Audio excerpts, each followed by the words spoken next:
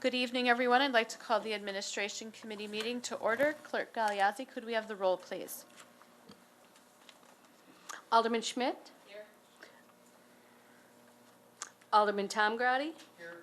Alderman Ted Grady? Here. Alderman Rapella? Here. Alderman Nichols? Here. Alderman Taylor? Here. Alderman Sevenick? Here. Alderman Langdon is absent. Thank you. We have minutes to approve from the Administration Committee meeting of February 17th, 2020. Is there a motion? Alderman Rapella. Thank you very much. Alderman Nichols. I will make the motion to approve the minutes of the Administration Committee on 2/17/2020. Second. We have a motion by Alderman Rapella and a second by Alderman Ted Grady to approve the minutes. Is there any discussion? Seeing Alderman Rapella, did you have discussion? Nope. Thank you. Seeing no one else, all in favor signify by saying aye. Any opposed, nay. The minutes are approved. We have O320 this evening, an ordinance amending Title 13, Chapter 1, Article G of the Code of Ordinances regarding fences. This was introduced by Alderman Rapella, recommended by the Plan Commission, and referred to the Administration Committee by the Common Council. Director Schrader. I kind of gave the update at the Common Council meeting. So again, I guess I would ask Alderman Sevenick if there was anything specific that we were looking for. I did include the last or the existing ordinance within the the packet at this stage, and I think as you can see from that ordinance, it is one bulky mess that leaves a lot of holes. So regardless of exactly what the outcome is, we certainly need to address that overall ordinance, especially in the maintenance sector. Is there a motion to start discussion? Alderman Rapella? Thank you very much, Alderman Nichols. I'll make a motion to start the discussion about the 0-03-20 ordinance amending Title 13, Chapter 1, Article 6 of the Code of Ordinances, fences, introduced by myself, recommended by the Plan Commission. Good job, Sam. And that would be a motion to recommend to the council? I'll make a motion to recommend to council. Thank Yes. you. Is there a second? Second. Second by Alderman Ted Grady. Alderman Rapella, did you have discussion? Okay. Alderman Sevenick. Thank you, Chair. Sam, one question I have is about the post between the fences. Can you update me on that? Are you referring to the decorative Yes. post, the height exception? Yes. Again, oftentimes, on a typical wood frame, residential style fencing that may have panelings, sometimes the posts do extend up and they may have a decorative cap or something of that nature on top of there. So basically what we are stating is that would not be included within the 6 feet height requirement. So again, the 6 feet would be to the top of the panel, and then we would allow that up to 8-inch decorative post to extend beyond the 6 feet. But again, the panel height would be at 6 feet. How about in the front yard? Referred to the post, based upon how that is written. And that give me would a be- section where you are. Your decorative post is under parent D4, parent A. I would say that does fit the requirement of the front yard, yes. So that would be allowed within the front yard as well. By how much from the 3 feet or whatever? That's my, So it states may extend 8 inches above the maximum height. thank you. Alderman Taylor? Thank you, Chair. This was the meeting, the planning commission meeting I was at, where I was so impressed by your presentation and showing different people's yards and everything, so, it was really neat to see that capability we have, and, I always like to see something like that here used for us and for the public. There's some, fences in town that are, the front yards are probably 6, 7 feet, and, if those fences get knocked down, would they then, right now they'd be grandfathered, correct? Okay. Now, if those got knocked down, would that be then non-conforming, so then you couldn't rebuild it?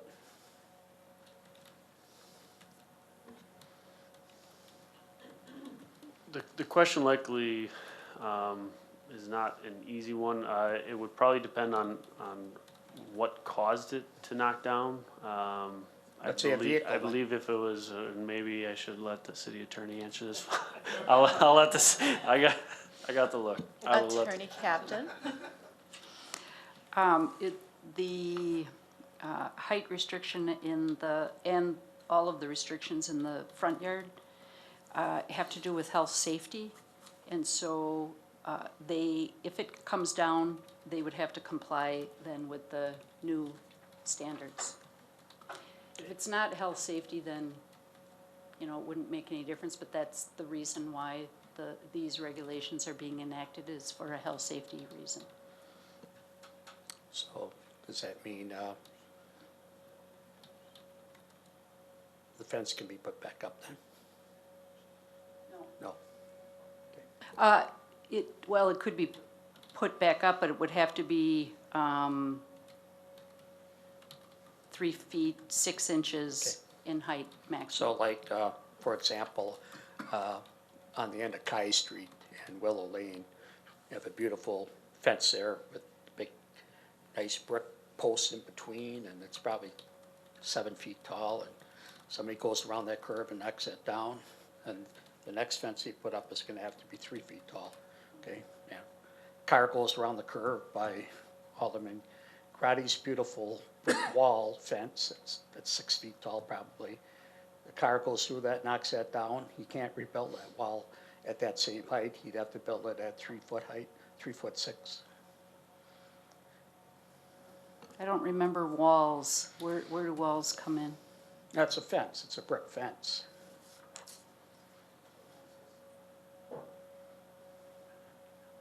I live behind a gated ornamental fence, and Alderman Grady lives behind a wall.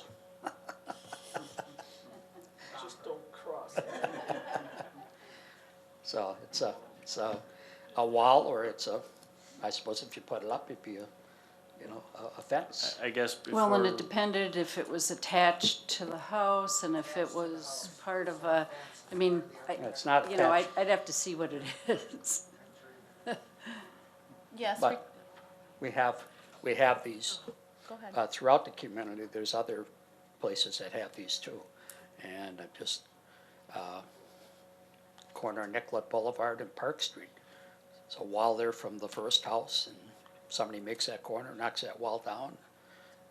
I guess we can't rebuild them then. In the question I was gonna ask, Attorney Captain was, the destruction or reconstruction of non-conforming structures is part of the zoning code, states any non-conforming structure damaged or destroyed by violent winds, vandalism, fire, flood, ice, snow, mold, infestation, or other acts identified in the Wisconsin State Statute may be restored or replaced at the size, location, and use immediately before sustaining damage and destruction without limits and cost repair, reconstruction, or improvements.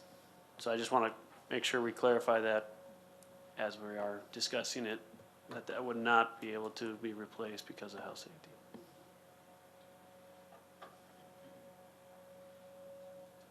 Okay. All right, thank you. Is there any other discussion?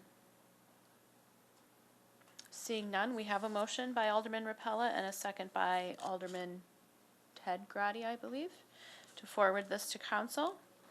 And we'll take a roll call vote.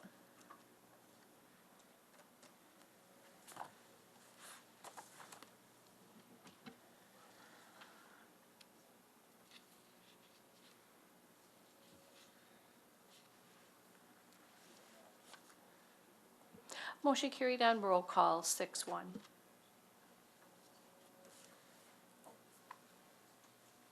Our second action item this evening is ordinance 420, an ordinance amending Title II, Chapter 3 of the Code of Ordinances with dealing with municipal officers and employees, and this is introduced by Alderman Ted Grady and Mayor Merkus.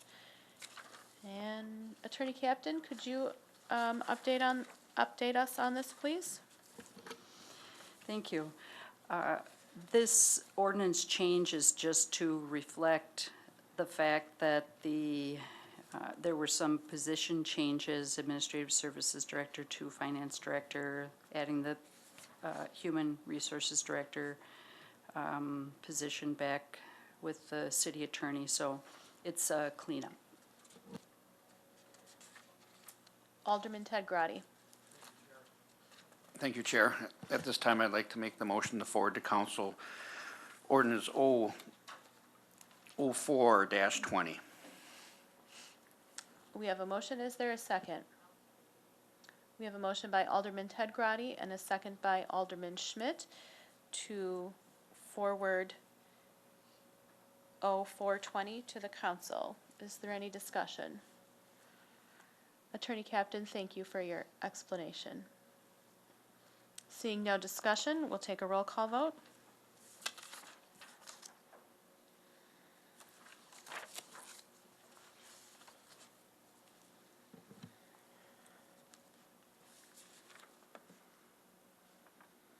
Motion carried on roll call, 7-0. Thank you. Our next item is Resolution 620, a resolution approving an affordable housing extension through Tax Increment District Number 6 to benefit affordable housing and improve housing stock within the city of Menasha, introduced by Mayor Merkus and Alderman Sevenick. Director Schrader. Thank you, Chair. If I may, can I discuss the two resolutions together? The second is R7, a resolution terminating City of Menasha Tax Increment District Number 6 and authorizing the city treasurer to distribute excess increment to overlying taxing districts. Yes. Thank you, Chair.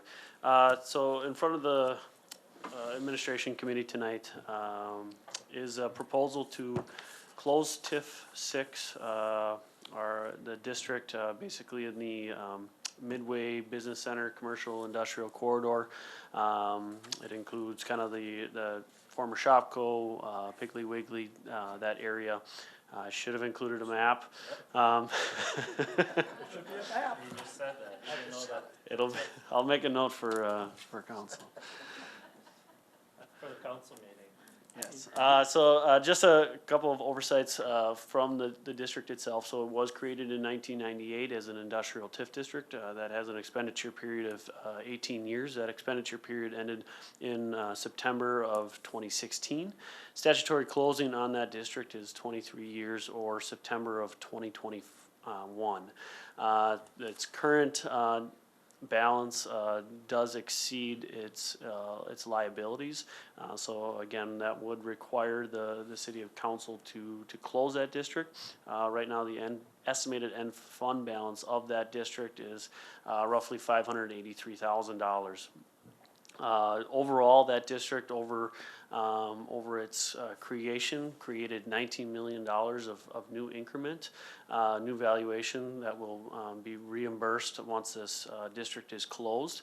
So again, creating a new tax base of $512,000 annually. Of that, the city share is roughly about $183,000 that we can expect to see on the 2021 budget.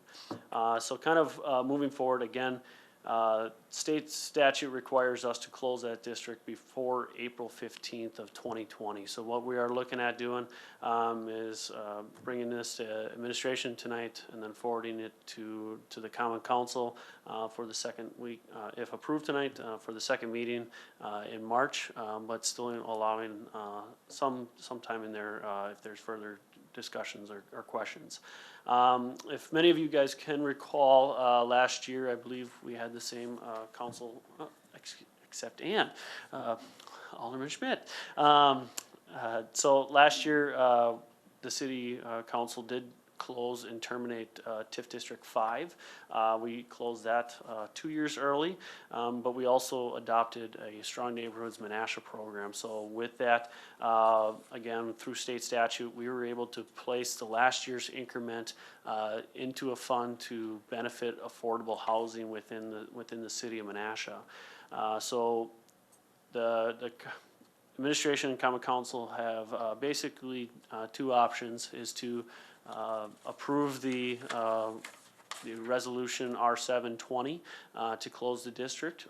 If that would be approved without resolution R620, what that would do is basically disperse the estimated end fund balance of the $583,000 amongst the taxing jurisdictions.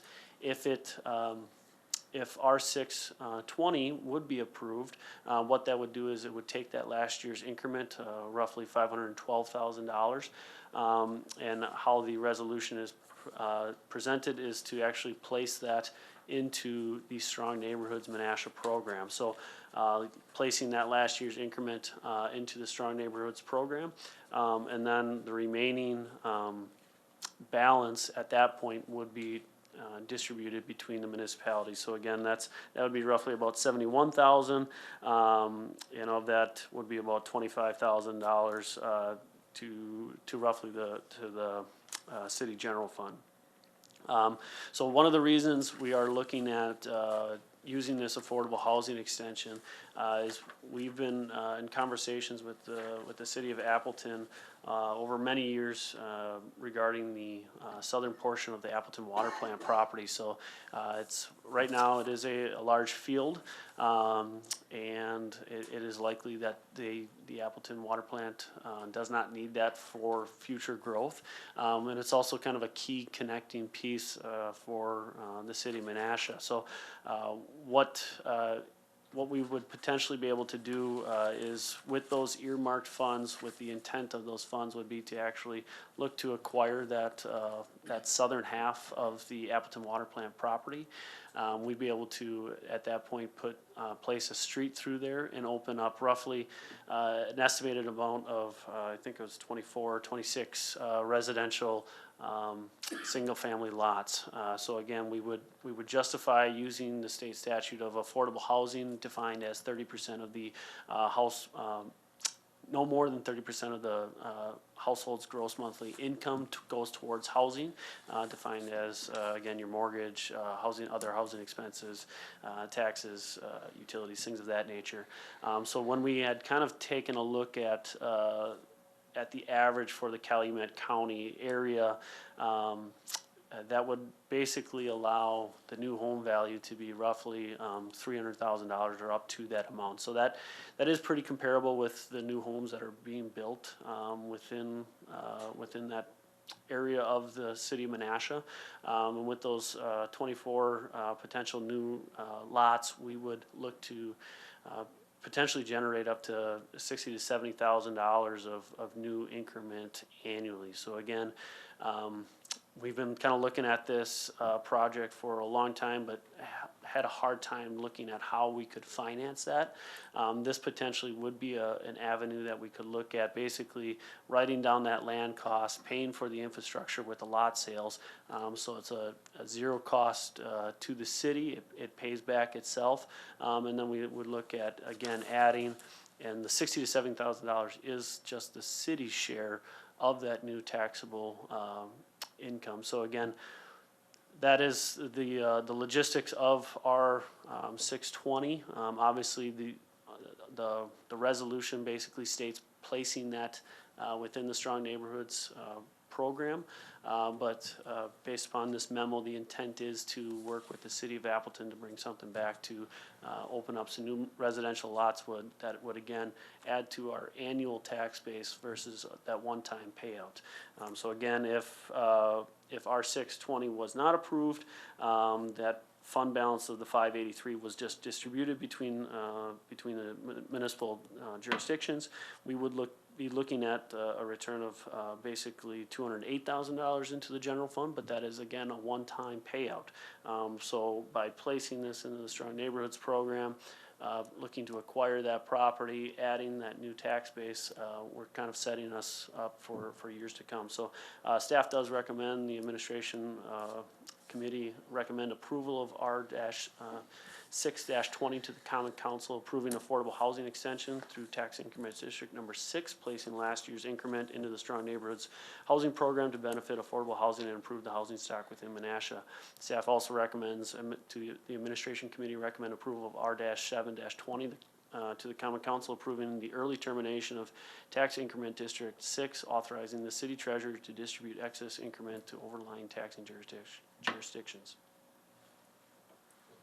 And regardless of what happens this evening, is this something that also has to be approved by the board that meets to create TIFs? So the joint review board is what you're referring to. So the joint review board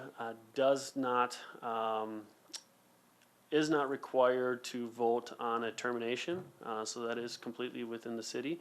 As well as the state statute does not require that vote from the joint review board. So that vote to typically extend a district a year, that's how the exact language of the statute is written, is that upon closing, so we were supposed to close September of 2021. The city of Menasha Common Council could approve to extend that out to 2022, so that that extra year of increment goes into to affordable housing. So what we're looking at doing again is closing that early and still getting that back on the tax roll a year early with this benefit. So the joint review board doesn't weigh in on an early closure, but it would weigh in if we were to extend the TIF for a year? No, so the joint review board by statute does not weigh in, does not have a vote on the termination, early termination, or the approval of a affordable housing extension. The state statute allows a municipality to make that vote. The next joint review board, we will update them on where these are at, but yes, they do not require or are permitted to vote on this action. Okay, thank you.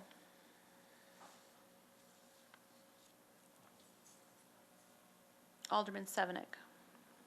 Thank you, Chair. At this time, I'd like to make a motion to recommend to the Common Council R-06-20, a resolution approving an affordable housing extension through tax increment district number 6 to benefit affordable housing and improve the housing stock within the city of Menasha.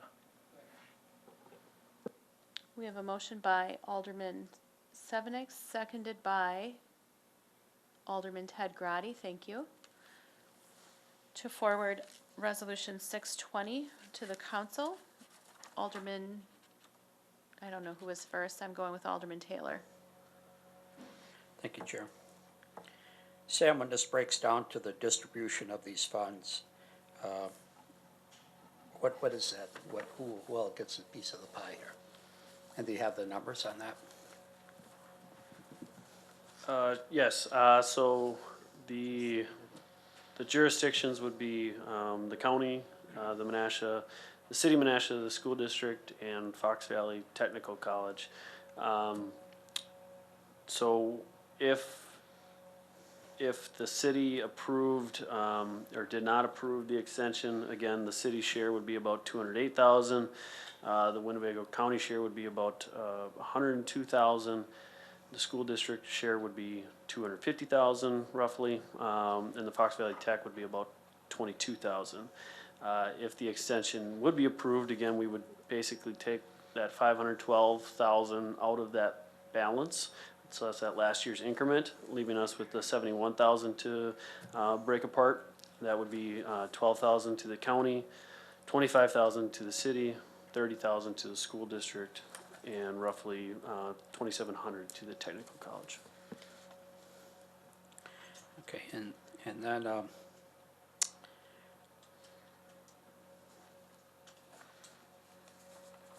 with the Strong Neighborhoods program, and how do we get to homes that are, up to $300,000? How do we get into that with affordable housing? I thought the Strong Neighborhoods program and that was for, our districts here, with the lesser income, poor families, old housing stock. And how do we get into the incentive here for? So part of that program that was created also earmarked city property acquisition. So again, looking to acquire properties, to place new houses, to again add affordable housing. Housing is the ultimate goal. So potential infill lot, if you think about it in that fashion, in our downtown area, potentially looking at acquiring that, getting a new home built on that. This is kind of a similar thing as far as opening up new affordable housing residential lots within the city of Menasha. So, and again, we kind of had looked at the overall average of Calumet County and kind of broke that down to the monthly income of the 30%, which basically places that at a home valued at less than 300,000. We have had discussions with Ellers, the financial consultant, on this, and they did feel that this would meet the requirements of the state statute in affordable housing. See, I thought that money was going for when we get these homes, especially I have the oldest district of homes and the highest rental rate, and in District 2. And I thought when we have a home that's ready to be condemned or whatever, we could acquire that with the Strong Neighborhoods Fund. And I thought for a $300,000 home out the other side of Highway 10, I thought that would never, ever be in the picture. So again, that is kind of the preliminary program. That's how that was drafted. So what we're looking at doing though is to say a large portion of this 512,000 that we are earmarking to go into the Strong Neighborhoods program is to open up more affordable lots within the city of Menasha. So yes, it is a little bit different of a thought process, but again, we're noting that up front that this is kind of what we're earmarking that for. And with the grassy meadows out there, I think it was up a month or two ago about the trail system going in out there too. Yeah, so the, again, I think, commend this, the city council for their leadership in the trail system that we have installed. It's really, I would say, a gem in the entire region.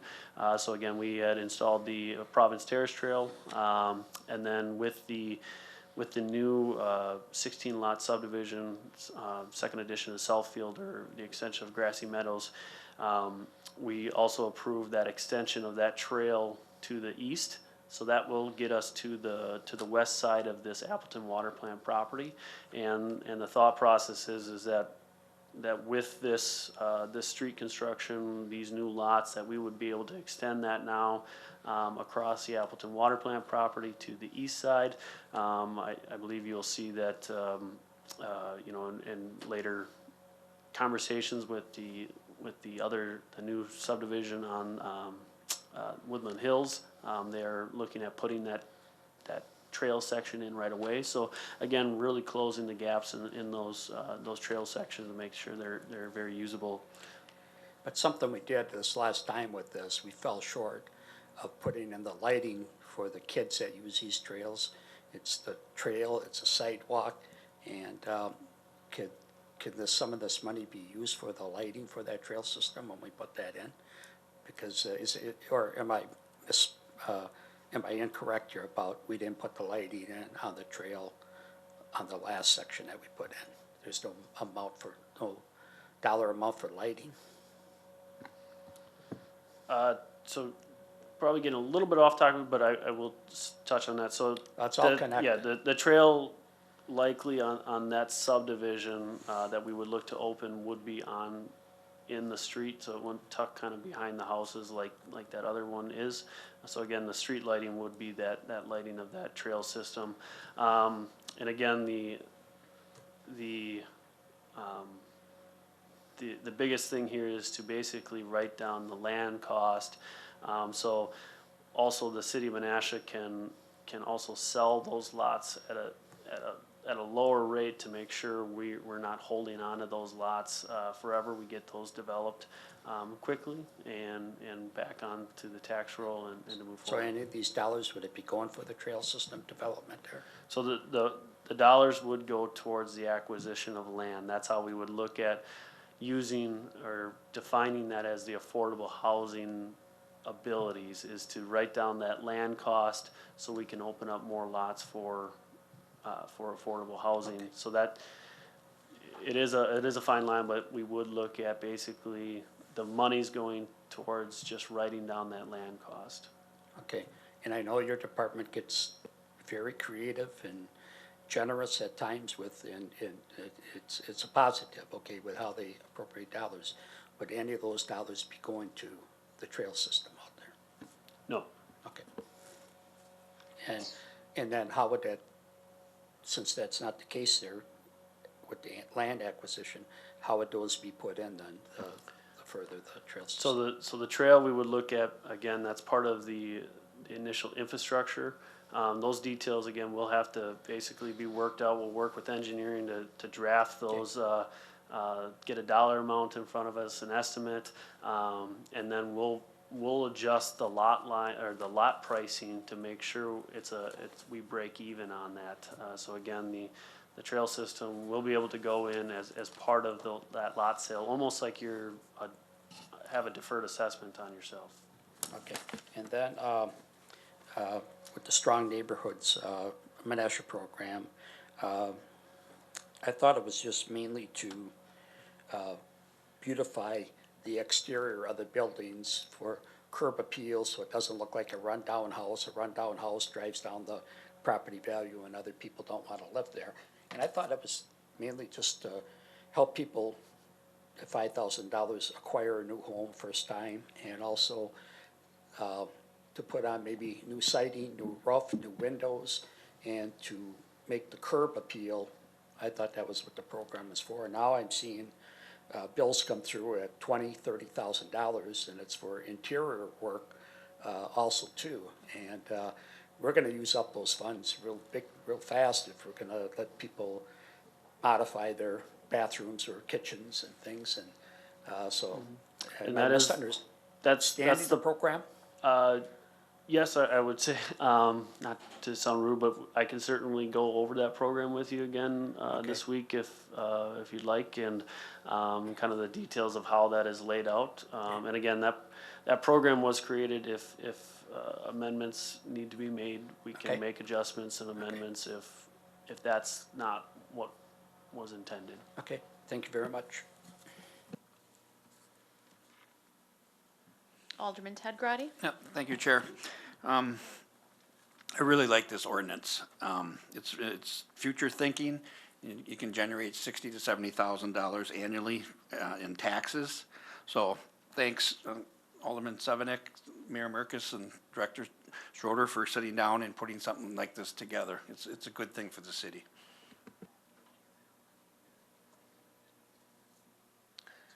Director Schrader? I agree that it would have been helpful to have a map and also the final breakdown of the increment distributions under both scenarios. You gave them to us this evening, but it would have been helpful information to have in the packet. I can certainly have those available at the council meeting. Thank you. I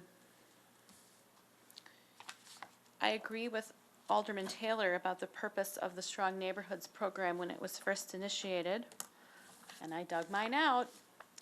Under the program summary portion of property acquisition, it clearly states the program designated to assist the city in the acquisition, demolition, or rehabilitation of blighted properties.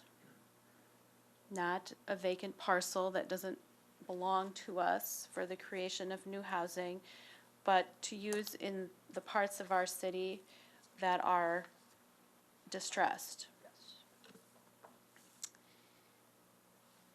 This proposal contradicts that.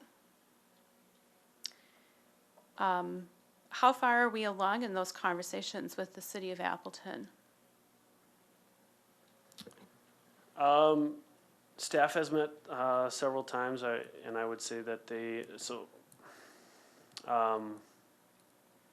that we do feel this is something that we can bring back to both councils. And again, what they're looking at is potentially an easement through the Conservancy for a second round water main line, so that allows us to kind of have that conversation at the front end to say, okay, well, how can we move forward with that? Why the resolution R-6-20 doesn't specifically state the funds are specifically being set aside for this project is because the details of this project are not exactly worked out. Obviously, this is still in a staff discussion at this time, but at a future date will be brought forward to both common council for the city of Menasha as well as the city of Appleton. And that is why it is being proposed to basically earmark that within the Strong Neighborhoods program. And if, even as I just kind of reiterated to Alderman Taylor, the Strong Neighborhoods program, yes, is a tool that we had looked at as blighted properties, but it is basically where we are placing these funds that we are extending these TIFs from. So again, that's kind of just earmarking there, and as well as basically any increment that wasn't expended on the land cost would basically stay within that program. So if it's something that needs to be tweaked, I'll take a closer look at that and maybe work with Attorney Captain to see what can be brought back again at the Common Council meeting to make sure that everything is in order for that. In addition, if, let's say, the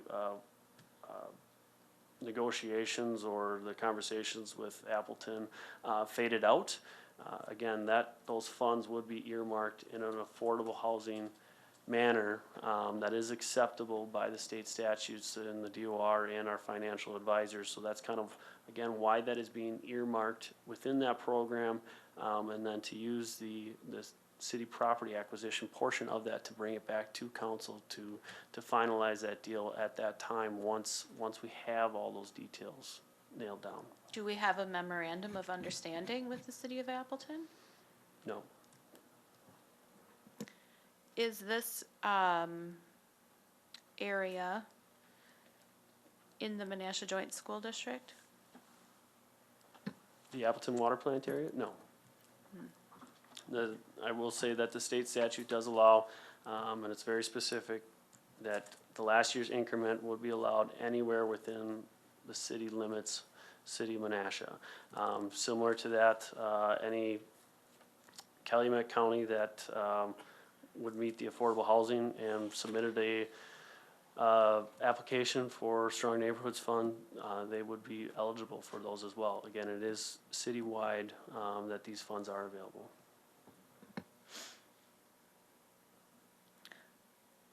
So just to be clear, the Menasha Joint School District agreed to, was an agreeing partner in allowing this TIF to be created in 1998. And by approving Resolution 6, they wouldn't reap the full benefit of their investment.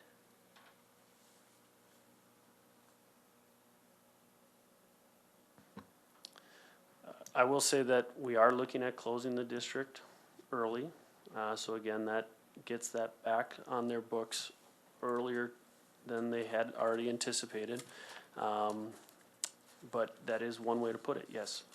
Yes, to be clear, they would receive $30,000 of remaining increment versus $250,000 or $250,000 if we just close it like we normally do.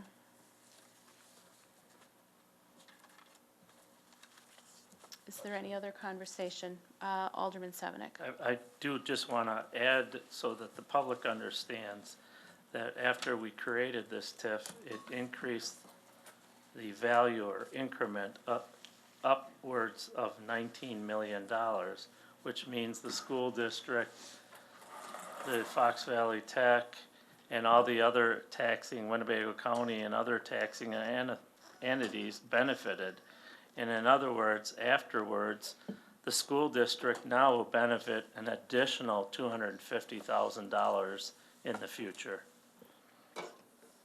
because we created this TIF. 220,000.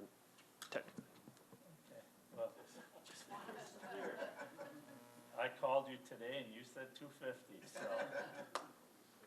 Well, 250,000 would be their payment if there were no extension. So my point is, they agreed to be part of this TIF. And the proposal takes the money outside of the district to buy property outside of the district to build a new neighborhood outside of the district. That is my point. Alderman Rapella?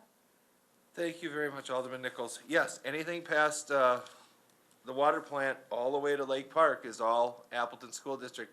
But with open enrollment, the kids go to Kimberly or to Appleton or to Menasha. So you can kind of go wherever you want as long as you, register your child early enough. And, most of the time, as long as it's not a child that's a challenged learner, most schools accept the kids, so that's it. Thank you.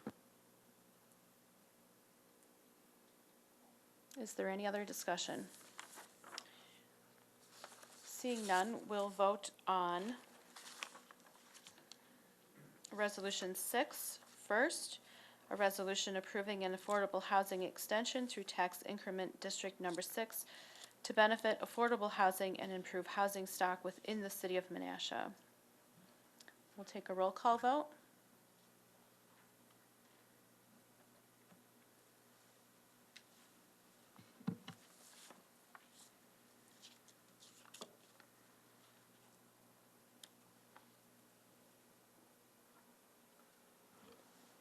Motion carried on roll call 5-2.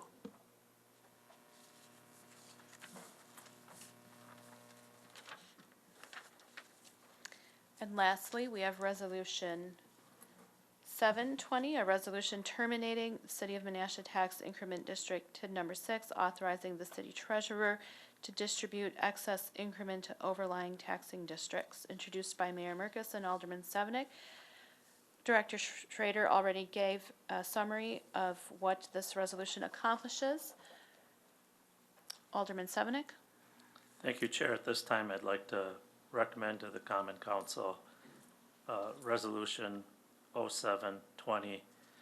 This resolution terminating the City of Menasha's Tax Incremental District Number 6, authorizing the city treasurer to distribute excess increments to overlying taxing districts.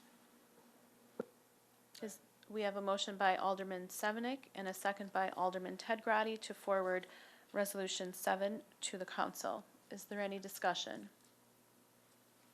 Seeing none, we'll take a roll call vote.